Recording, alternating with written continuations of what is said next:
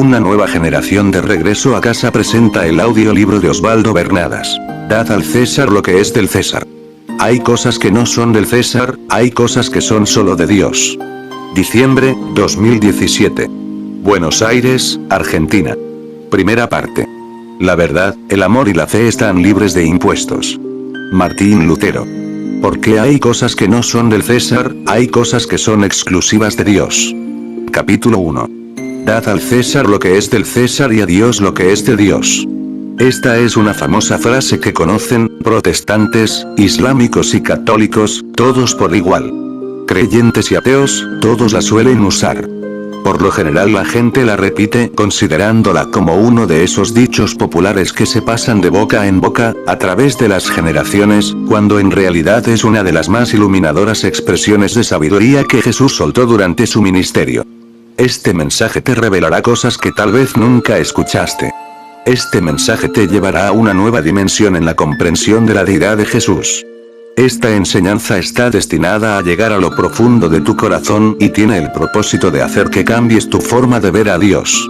Los judíos soñaban con algún día poder desatar una revolución que les proporcionara libertad de la opresión del Imperio Romano. Ellos esperaban la aparición de un Mesías que fuera un revolucionario, un valeroso rey, alguien que hiciera que el pueblo hebreo se levantara en armas, desatando una guerra. Ellos esperaban un nuevo David. El Imperio Romano cada vez más sometía a los semitas, cobrándoles altísimos impuestos y eso los encolerizaba. Mientras que los ciudadanos romanos estaban orgullosos de su emperador, los judíos masticaban ira. Los romanos veían al César como un dios. Ellos decían que él poseía dones y poderes sobrenaturales. En el denario, las monedas de aquella época, estaba acuñada la imagen del César y junto a su perfil llevaba lo más herético y ofensivo que pueda expresar una inscripción: César, hijo de Dios. Los romanos no tenían otro objetivo que usurpar el dominio de Dios y poner al César en el lugar que solo el Señor puede ocupar. Al portar estas monedas los judíos se veían forzados a tener que romper uno de los 10 mandamientos. No os haréis ídolos, ni os levantaréis imagen tallada, ni pondréis en vuestra tierra piedra grabada para inclinaros ante ella, porque yo soy vuestro Dios. Levítico 26, 1. Como resultado de la opresión que Roma ejercía sobre el pueblo de Israel, había solo 3 opciones que el pueblo podía elegir: la revuelta, la retirada o la integración. Los que optaban por la primera posibilidad, eran los celotes. Estos eran revolucionarios, grupos subversivos que planeaban levantarse en armas y hacer una guerra. De hecho, en 2 ocasiones, ya lo habían intentado sin éxito. Ellos siempre fueron perseguidos y cuando los atrapaban eran severamente castigados. Los segundos fueron los esenios. Estos preferían escaparse y vivir ocultos en cuevas, de una forma muy austera, aislados del sistema opresor, guardando la pureza y la santidad. Ellos no hablaban con samaritanos, se alejaban de los leprosos y los marginados, vivían lejos del pecado y la inmundicia. Y había un tercer grupo que eran los que se integraban. Esos fueron los que prefirieron acomodarse al régimen del gobierno romano. Si no los puedes vencer, únete a ellos. Dentro de este grupo se encontraban los publicanos. Ellos eran los cobradores de impuestos. Este grupo era el más odiado por los judíos, por haberse vendido al gobierno de turno. Para los esenios y su pureza, Jesús representaba una gran amenaza, ya que él aceptaba entre sus seguidores a prostitutas y pecadores. Cuando Jesús sana al sirviente del centurión, los celotes explotaron de ira, sin embargo Jesús elogió la fe de aquel soldado romano. ¿Qué hace Jesús halagando a uno de nuestros enemigos?, decían los celotes. Lucas 7, 1, 10. Jesús iba más allá de las 3 designaciones, su propuesta siempre fue trascendental a todo eso. Él se metió en problemas con los 3 grupos. Su mensaje proclamaba que es imposible que el reino venga a través de alguna de estas 3 opciones. Jesús se mezclaba con todos, pero no adoptó ninguna opción. Él presentó una opción diferente. Una opción revolucionaria. Una opción incomprensible para personas con visión tan limitada. De hecho, uno de sus discípulos fue un celote, Simón, y otro un cobrador de impuestos, Mateo, el publicano. Herodes era el monarca que representaba al César en Palestina, y para tener más control sobre el pueblo de Israel, había designado a un sacerdote judío como su colaborador, a quien le daba la llave del templo una vez al año. Herodes trató de poner llave a un reino que estaba más allá de su control. Un reino espiritual que él era incapaz de entender. Él había dictado una ley que decía que cualquier soldado romano podía obligar a un ciudadano judío a cargar su equipaje por una milla. Eso era algo que odiaban los judíos.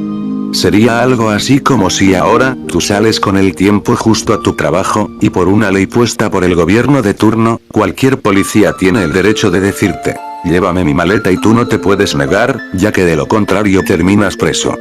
Sin embargo, Jesús dijo, si un soldado te exige que lleves su equipaje por una milla, llévaselo 2.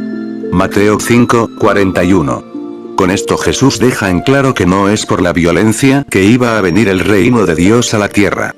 Tampoco él aceptó apartarse del pecado, como una posibilidad de ser santo y puro, y mucho menos aceptar por temor al César como a un dios. Por no entender bien lo que sucedía en la Palestina de aquel entonces y por no entender el carácter de Jesús, muchos pensaron que él fue ambiguo cuando dijo, dad al César lo que es del César y a Dios lo que es de Dios. Sin entender claramente el contexto en el que la frase fue dicha, parecería que Jesús solo buscó una forma decorosa de salir ileso de la confrontación. Ese dicho a través de los tiempos sigue siendo mal entendido. De la forma que por lo general es usado, nos lleva a visualizar a un Jesús que no quiso compromisos, ni problemas. Un Jesús que prefirió estar bien con Dios y con el César. Dicho en otras palabras, es algo así como querer tener un pie en el cielo y otro en la tierra. Creer algo así de Jesús es una grave ofensa. El significado de esta declaración tiene una connotación sublime, que solo los íntimos de Jesús pudieron captar. Lo primero que tenemos que entender es que Jesús no soltó esta frase por temor al César. Él la dijo para aclarar que hay cosas que no son del César, que solo le competen a Dios, a su reino y a su gobierno. Jesús instruyó a sus seguidores a no rebajar a Dios a las cosas del mundo.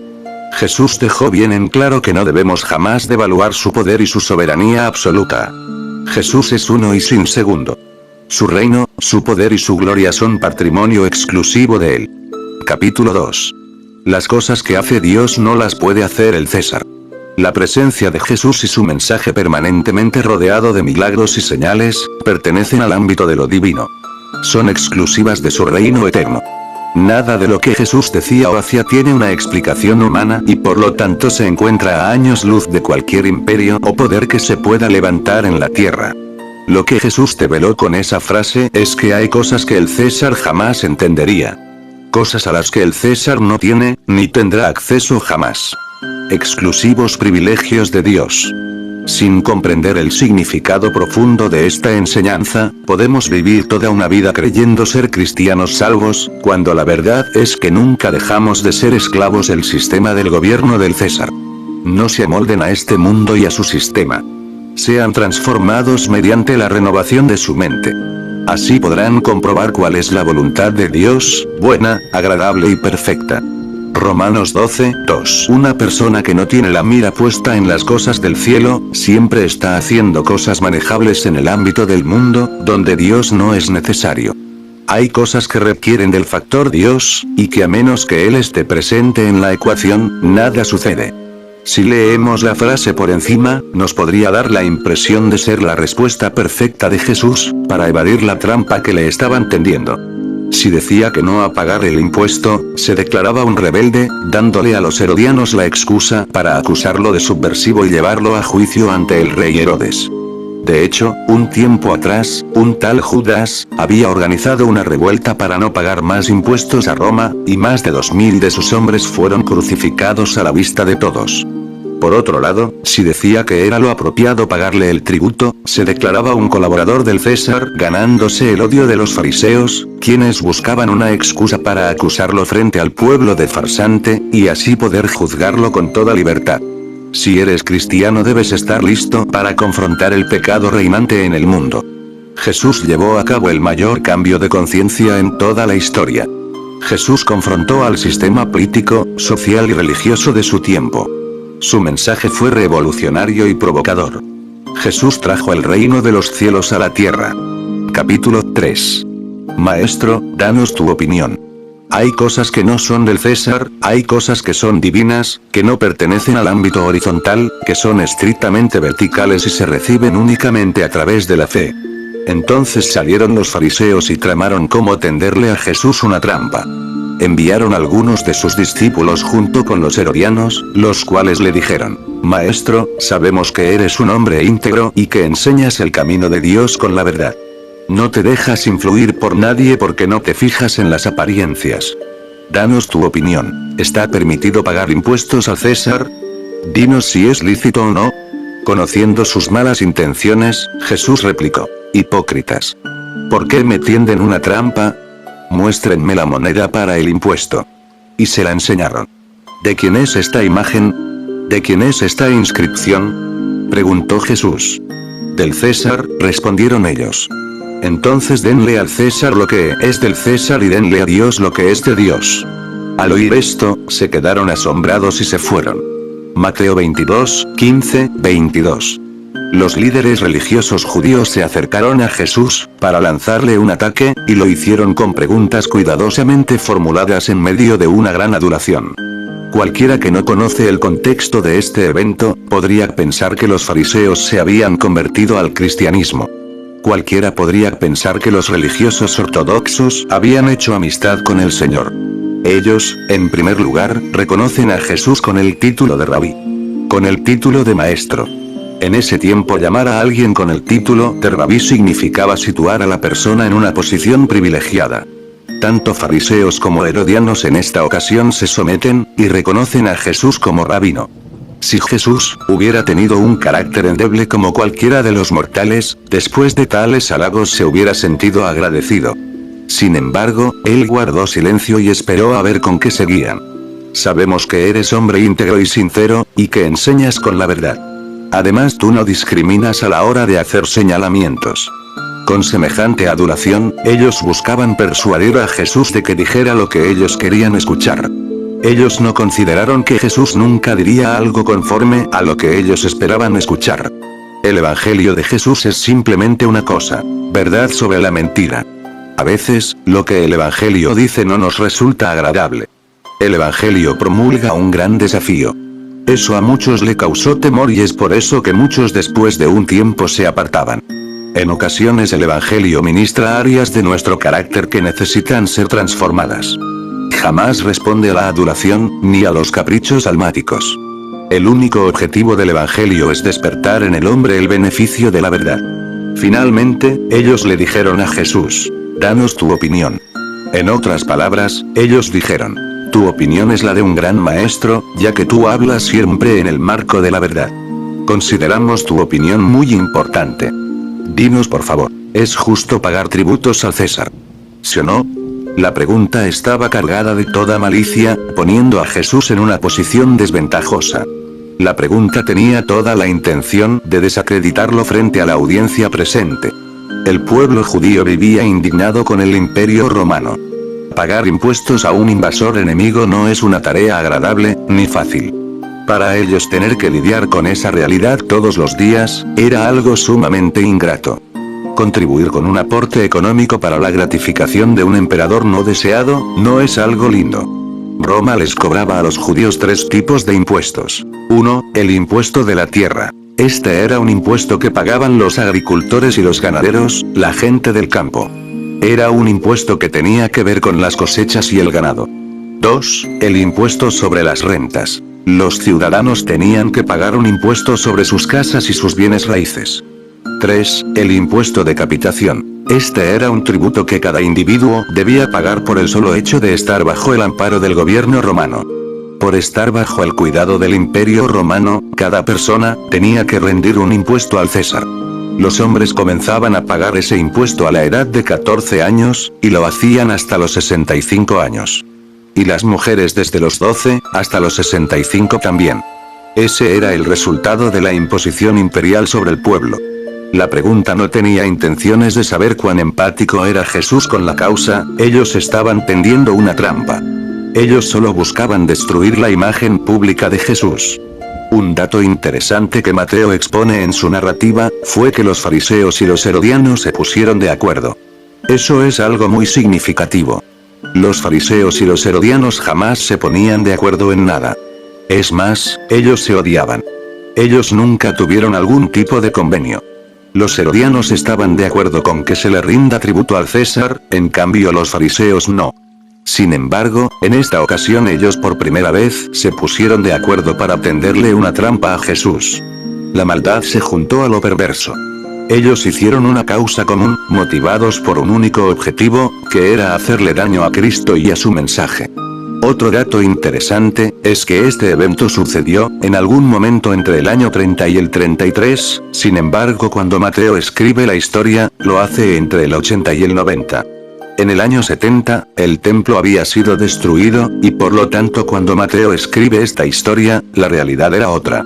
Los cristianos de los años 80 no vivían las mismas cosas que los cristianos de los 30. ¿Y qué pasaba en los años 80 en Palestina? Los tres tipos de impuestos se seguían cobrando, solo que se había añadido un cuarto impuesto. Los judíos, como era su costumbre, pagaban un impuesto al templo, el diezmo a Dios, y lo hacían con gozo. Era parte de su tradición religiosa.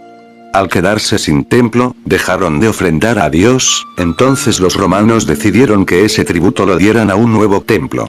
Al templo de Júpiter, levantado en Roma. Según la mitología romana, Júpiter era el soberano de todos sus dioses. Era el hijo del dios Saturno, a quien él había derrocado por la fuerza. Júpiter era considerado el dios del cielo y el rey del firmamento. Venerado como el dios de la lluvia, del rayo y del relámpago. Júpiter, el protector del imperio romano, se lo llamaba Júpiter Optimus Maximus, el mejor y más alto, y se lo adoraba en su extravagante templo sobre el monte Capitolino. Debido a esa nueva ley, los judíos tenían que pagar ese cuarto impuesto, nada más, ni nada menos que a esa deidad pagana. Cuando Mateo escribe esta historia en el año 80, los cristianos vivían un problema aún mayor que en el año 30. Mateo buscaba darle una respuesta a un pueblo oprimido y desanimado. Esta enseñanza fue luz en el año 30, en el 80 y lo seguirá siendo siempre. Capítulo 4. Ustedes son unos hipócritas. Un maestro que permanece mudo cuando se enseña el error, y no obstante pretende ser un maestro de la verdad, es peor que un fanático descarado y con su hipocresía hace más daño que un hereje. Martín Lutero. Hipócritas. Ustedes son los que invalidan la palabra de Dios por causa de vuestra tradición. Bien profetizó Isaías de vosotros cuando dijo: este pueblo con los labios me honra, pero su corazón está muy lejos de mí. Mas en vano me rinden culto, enseñando como doctrinas preceptos de hombres. Mateo 15, 8, 9. Jesús, habiendo sido puesto entre la espada y la pared, ante semejante cuestionamiento, dijo con indignación: ¿por qué me tientan hipócritas? ¿Acaso me están poniendo a prueba? Jesús usa el término hipócritas como un insulto a ellos. ¿Y qué es un hipócrita? En la actualidad solemos definir a un hipócrita como esa persona que finge sentimientos que no tiene, o que expresa ideales que no sigue. El concepto original de la palabra hipocresía proviene de un vocablo griego, hipócrisis, y se refiere a la acción de desempeñar un papel. En otras palabras, designaba a un actor contratado, quien se hacía pasar por alguien que no era. Era una palabra usada estrictamente en el ámbito del teatro. En el teatro antiguo era común que los actores usaran diferentes caretas para representar varios papeles en una misma obra. La palabra hipócrita en sí misma no tenía ningún tipo de connotación negativa. Pero, cuando era sacada del contexto teatral, se usaba como un insulto, ya que de algún modo, se le estaba insinuando a la persona, que era un hombre con diferentes caras. Un hombre con máscaras. Un hipócrita pretende que se vea en él grandeza y bondad, algo que construye solo de apariencias, presentándose como un gran ejemplo, esperando además que se honre su accionar, aunque sus fines siempre están lejos de la realidad del cielo y de la voluntad de Dios. Un hipócrita es alguien que esconde sus intenciones y su personalidad detrás de una identidad falsa. Esa conducta no es propia de un creyente. Ellos hacen todas sus obras para ser vistos por los hombres. Ellos ensanchan sus filacterias y alargan los flecos de sus mantos. Tales hipócritas aman el lugar de honor en los banquetes y los primeros asientos en las sinagogas, y los saludos respetuosos en las plazas, y ser llamados por los hombres con el título de rabí. Mateo 23, 5, 7. Jesús apareció en la tierra con el fin de introducir pensamientos e ideas innovadoras. Los religiosos fueron su mayor oposición. Jesús profirió el mayor insulto sobre la clase religiosa de los fariseos.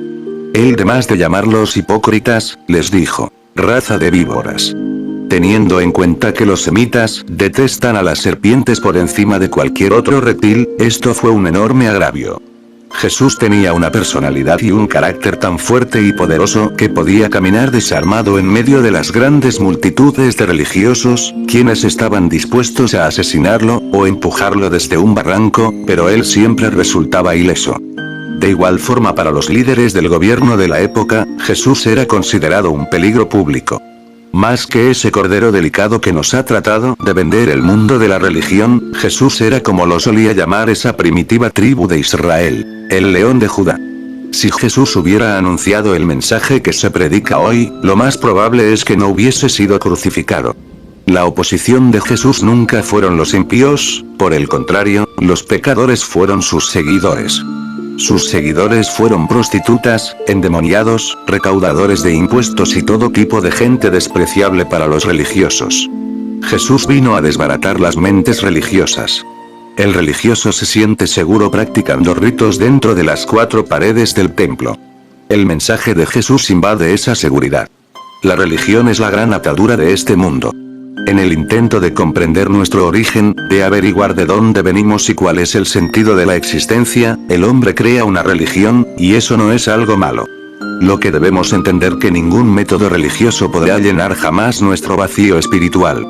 La religión en sí misma, es apenas una búsqueda y no una obtención. Jesús vino a enseñarnos que la religión, aun con diferentes nombres, tiene siempre el mismo poder opresor, y para muchos inescrupulosos es apenas un buen negocio. Jesús vino para llevarnos de vuelta a casa. No tengan miedo, ni se turben, mi manada pequeña, porque es la buena voluntad del Padre darles el reino. Lucas 12:32. El reino de Dios es soberanía absoluta. Su reino es el gobierno del más grande rey, influenciando sobre todo lo que pisa. Su reino es el gobierno del cielo, impactando la tierra con su carácter, su voluntad y su total poder. Tuyos son, Señor, la grandeza y el poder, la gloria, la victoria y la majestad. Tuyo es todo cuanto hay en el cielo y en la tierra. Tuyo también es el reino, tú estás por encima de todas las cosas. Nada es comparable a ti. 1 Crónicas 29:11.